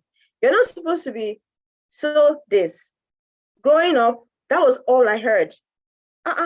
So when you go to your husband's house, this, when you go to your husband's house, that, when you go to, Hello, is that all that there is to my life? It begins from parenting. By the time you raise a girl to feel that her validation comes from marriage, you understand? And tell the man, your boy child, that the world is at your feet. All you need to do is to make a demand. Don't do anything. Don't contribute. Just make a demand because you are the man. That is how we begin to propagate the gospel of foolishness. And I'm sorry that I'm using such words. Please forgive me. But I feel that you understand my point. So without further ado, I'd like to say thank you, Deji, for everything you've shared. So just remember that it all boils down to your paradigm, how you see the world, to your culture, your way of life, and to your values. And these three things can be changed. They're not cast in stone, right? They can be changed. Thank you very much. Oh, wow. Thank you, Deji and Mavi. You know, Deji was lecturing us and giving us all this, but Mavi came and just put everything under 2 topics and wrapped them up, you know, and that is so, I love the synergy, you know, I love and that is how it should be. That's family living. That's how it should be. You'll be saying the same thing in different ways, you know, all you're focusing on, if you have the end, you know, part of the 7 habits is begin with the end in mind, you know, be proactive, begin with the end in mind, think win-win. If you take notes, the 2 of them had already given us that summary to say that, see, the end is what you should have in mind. Think win-win. The man should not say because that is where the problem is starting from. And Mavi said, think about your paradigm. First of all, who am I? And how did I see life? You want to start from there. Who are you and how did you see life? How do you see family life? How do you see marriage? How do you see relationship with husband and wife? And if it is based on the paradigm with which you were conditioned, it can be changed. She said it. She said, it is within your control. Culture is within your control. The paradigm is within your control. The values are within your control. So don't let us hide under, oh, this is the way I was raised. This is the way I saw my parents do it. Mavi asked a question, has it paid well? Did you like going up in that family? Do you enjoy it? So if these are the things you're seeing growing up, do you want to bring it? Do you feel safe bringing them into your own marriage? Will it work for you? And that's why she said they are within your control. You can decide not to go in that direction. And I love what she said about culture. How many of us did social studies in primary school? What is culture? Culture is a way of life of a group of people at a particular time with a particular something. And when we start talking about the characteristics of culture, we said culture is dynamic. That means it can change. So why are we holding on to this tradition? Why are we holding on to the way our daddy did it? For those of us that sit in the counseling room with our clients, we know how many homes are broken because some people just feel that is the way I saw my dad. You know, Mavi said something, how that a man does not, the only way he can show love is by beating. There's some ladies too in that category. And talking about parenting that they described, you know, you beat your child, say, I beat you because I love you. That child will grow up and be expecting the husband, and the husband will beat you, say, because you know it's because I love you. The husband is beating you because you know all those things. Can we? Because we don't even know the effect of some of those things. The man doesn't have to work. If the woman is the one that's getting good money, let the man see that. These are the things we're talking about, tradition and our present day life. It is not wrong. Some people just conditioned us and just put us in. So I think it's Dima that will always say something about the culture of those people that have died when there was no car, there was no vehicle, where they were using donkey to travel. The cultures, the design, then they are the ones we are living at this time and age, you're still depending on that way of life to rule because it's ruling. And you're depriving yourself of the joy of happy living, blissful living. And this is kind of giving the wrong signal because the girl is coming in from a loving family and she gets here, she has so much expectations, high expectations, and got here and we're like, what's happening? And she feel like going back. Imagine the guy, the interviewer, and was asking, so if you're earning this, what do you want your husband to earn? Who says the wife should not earn more? You know, please, these are conditioning that are not empowering us. They are not empowering us. In family living, win-win should be our targets. Always think win-win, be proactive, begin with the end in mind. Put first thing first. What should come first? Is it your happiness? Is it your rights or peace? Which one do you want? You want to claim rights or you want peace? Put the first thing first. And that will help you make rational and empowering decisions. Seek first to understand, then to be understood. Deji described, he overemphasized that point. Seek first to understand, than to be understood. And that's where awareness comes in. Synergize, the two of you work together. And that's where they talked about having vision, values, sitting down and discussing, having family meetings, and all this will help you. Guys, we know that you did not know, and it is okay not to know. But you see, the reason why we have spent those 2 hours is for you to understand and accept that we know that you do not know, and it is okay. But after you have known, what steps are you ready to take? Guys, please, it will be odd, especially if you're not used to doing it. It's to come in as strange. Your wife will want to make jest of you. Determine in your mind that this is what I want. I want to effect this change. Your children will be like, Daddy, are you for real? Daddy, Daddy, you want to cook for us? Yes. Let them remember the time the shifts happened. It is part of the journey. It is part of the memory that you guys are creating. And that is how to embrace and enjoy bliss. A lot of people are committing suicide now. I think it was on IG Live yesterday. I joined, and the guy said this time last year he attempted suicide, I think twice or something, and he was describing how that the wife supported and all. The wife stood by him and all. That is a synergy. As long as you help everybody around you understand you, they stand by you. Nobody wants to get married and be Ayamatanga. I don't know if you know what Ayamatanga is. Nobody wants to get married and say, I don't want joy, I don't want happiness. No, everybody wants to be married and be happy. So thank you very much. Thank you very much, Deji. Thank you, everyone, for joining. I have some people join on YouTube too. Thank you so much. Thank you so much. And as we round up, I will call Deji to give us in 1 minute what's the last word you have. And Mary, please be getting ready to as we round up this meeting. Thank you very much. Guys, you don't have questions? The 2 questions I have here, I know Deji has responded to them directly or indirectly. So yeah, somebody saying, how does a woman cope where the man doesn't provide or still asserts suppressive authority? They just explained that men should not expect authority or love if they are not given room for it. People will always react. I think it was Mavi that said that action and reaction. People will react. So you're not even loving, you're not showing care, and you want people to respect you.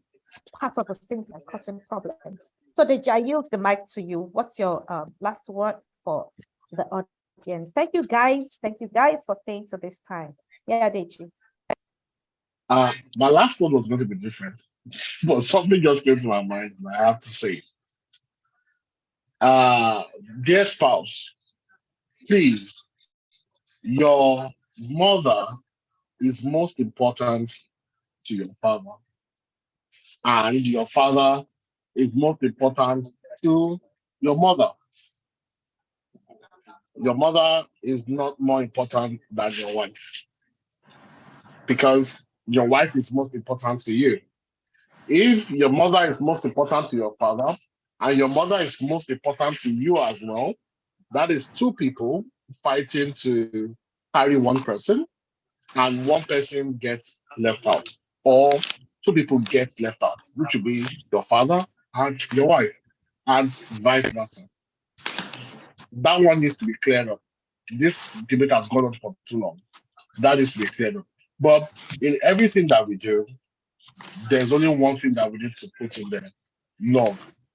Before you take any action, before you say anything, pause and think about what love will do.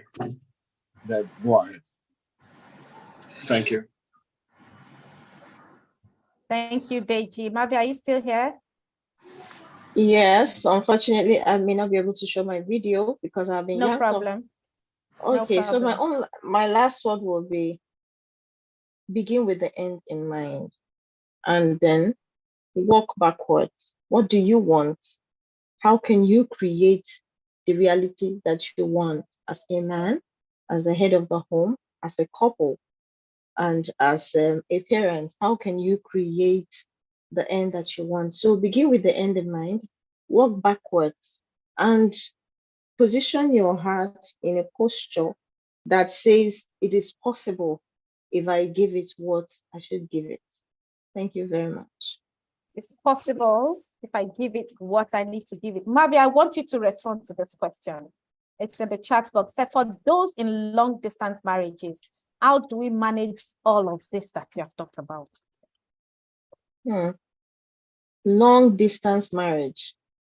Personally, I get really worried about long distance marriage because it reduces the quality time that both of you will share, and all of the things that make for all of the things. I mean, so for me, I would say figure out how you both be accountable to each other to ensure that this team is not lost. That's number one. Long distance marriage should be based on values. I don't know if someone, I think, can you still hear me? Yeah, I can hear you. Okay, I said deciding to do a long distance relationship should be based on your values. And so it could be that what you're doing in the other place that is making both of you not to be together is really important. And you need to decide how often you get together, because as long as it is called marriage, it's not just a relationship, it's marriage. You will need to find time to bond physically. So whilst you do the best you can based on the conversations that you had before embarking on that long distance marriage, don't let that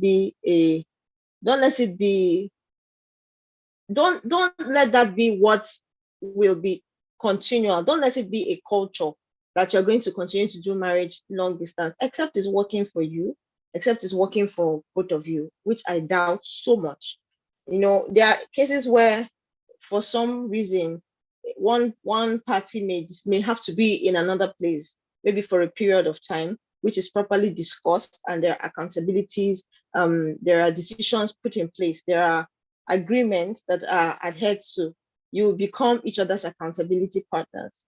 In that case, you count down or look forward to when you eventually get to see physically, because you cannot really, I really don't understand anyway. So that's what I would just say. Create that accountability system between yourself and your spouse. As much as possible, be together, come together as often as you can, so that you will not be a social media parent or a social media husband, because that is not how it is designed to be. You have to cleave together. That is the design. the design is to cleave and become one flesh. But in a situation where, for some reason, for a period of time, you're unable to be together, create a system of accountability. Make sure that there is a communication protocol that you both abide by when we are going to talk and the things that we are going to decide together. Really, for you to have a successful long distance marriage for the period of time, there has to be a lot of communication going on. It has to be based on your values, and it should not be an ongoing thing. It should not be that the family is there forever and you are here forever. But because that's not how marriage is designed to work originally. So I would say create a protocol of communication, and then have a system of accountability between the both of you, so that you are sure that what holds you together are still those values that brought you together in the first place. Do you see what I mean? Yeah. I hope I have answered your question in the best way I can. Thank you. Yeah, you've tried.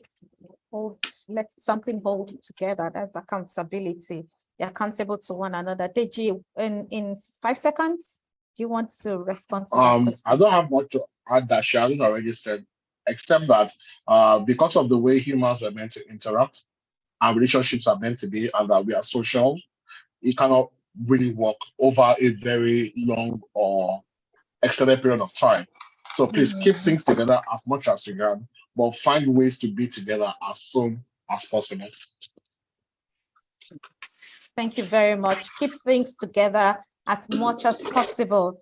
With that, I'm going to say that I have a sister who the husband is in another state and she's in another state. But after work every day, you know, when she gets back from the office, the guy will call in at 7, and it's a Zoom, WhatsApp video call. And he's online from 7 until the kids go to the bed. And she's also dozing off. And he will be watching them having their bath, eating. He's there. They'll put the phone in a particular position and they are talking, you know, they connect it to speakers and they are talking. He's listening to the conversation. You know, there are ways, just like Mavi said, create something that works for the two of you. It is really workable. And like Deji said, you want to ensure that it is not a forever thing. You want to ensure that you want to reduce the length of time you're apart, you know. And you can imagine from 7 till around 11, the guy is, at least he's at home. That's it. The daughter will go and come and say, hey, Daddy, I remember something today. The guy will go, come back, say, Daddy, yes, something happened. You know, that's how they have been able to keep it together. And when he has to travel back, they spend a long time together. So you want to create a system around it. You talked about systems and structures. You want to create a system that works for the two of you. Thank you very much, Deji, Show Me, and Marvin. Marvelous, Okoro. Thank you so much. God bless you. And for those of us that waited till this time, I truly appreciate you. Like I always say, there's no family meeting without you. We look forward to seeing you next month as we go into the part 2 of this conversation, looking at it from the woman's perspective. Thank you. With this, we come to the end of Family Meeting August edition. God bless you. The beautiful admin that is patient enough to be here with me. Thank you so much. I honor you. I celebrate you. Thank you very much. Thank you, Deji. Thank you, Mavi, in absentia. Bless you. Have a beautiful night's rest, beautiful afternoon, wherever you join us from. Bye. Bye. Bye. Thank you. Bye. Bye. Thank you. Bye. Thank you. Thank you, Oaths of God. Thank you, Oluwaseun Adeojo. Thank you, Victor. I see you, Owaye Metapad. Thank you, Daniela. Unwosu Chineze. Thank you, Adeniji Adebola. Thank you, Reginald. Thank you. Thank you so much, everyone.